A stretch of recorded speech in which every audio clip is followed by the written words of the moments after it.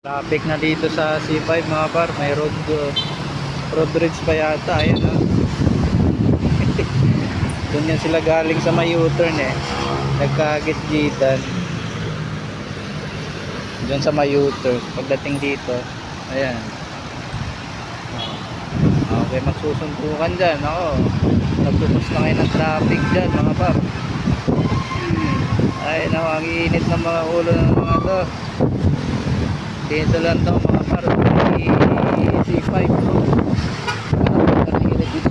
Ayan, narin dito na sa lumi ngayon. Nabangga pa yata yung dalawa eh, nagbubusinahan kanina. Ang lakas ng busina ng isa, yung adventure na yan na luma. Nabangga niya siguro yung ano, nagtatalo sila oh.